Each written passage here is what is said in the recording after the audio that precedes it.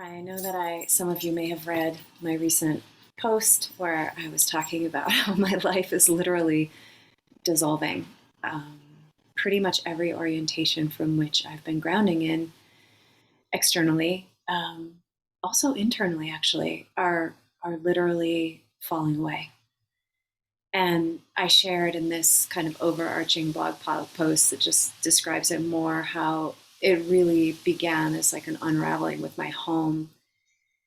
So it's been actually multiple years that I've had mold poisoning, and I just didn't know. No doctors could figure out what it was, but it's this home that I was in for the past year and a half, the second home that had mold in a row, where my health last summer, I mean, I really could hardly function.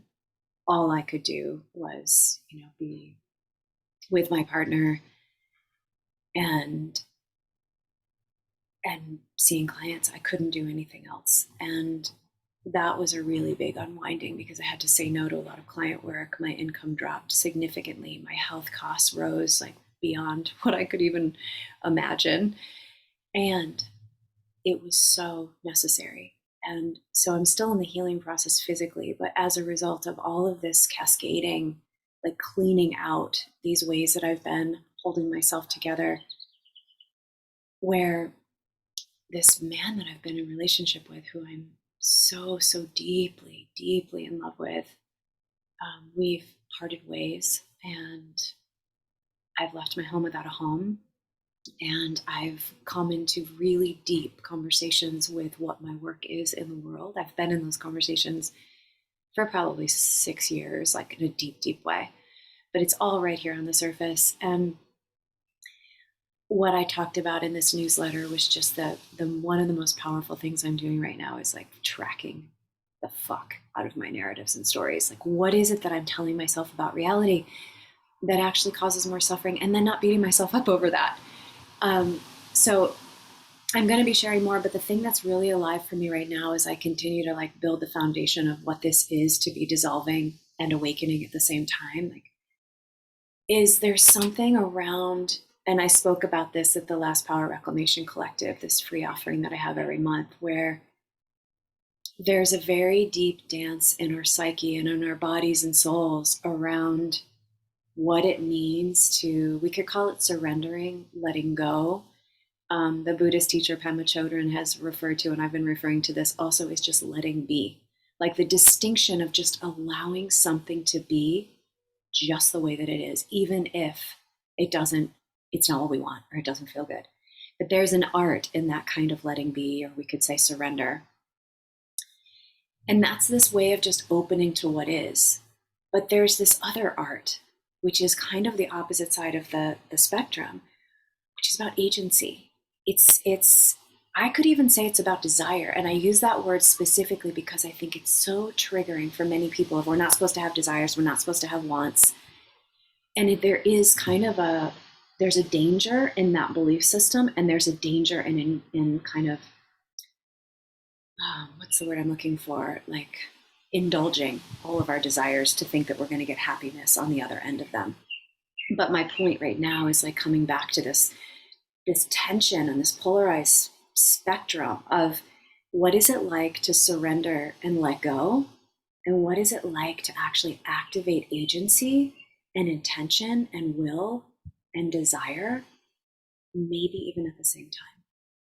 What I've noticed, like in all my play with power and power dynamics inside of myself, with others, and of course system powers of our system and our world, is that there is something so essential about having a cultivated relationship with our capacity to let go and surrender, and our ability to have agency.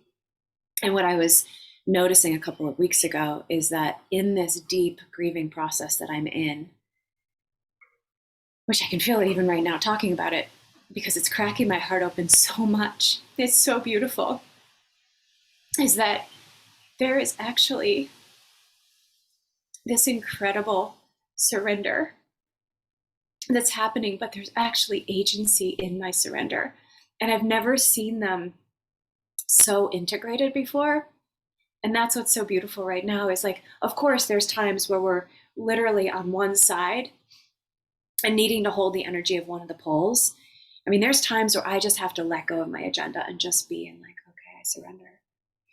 And then there's times where it's really important for me to not be in a passive space, to be in my will and my agency and my desire to actually create something, to create, whether it's a movement socially, what's happening in the world right now, to have a voice, or something within my own system or in my relationships.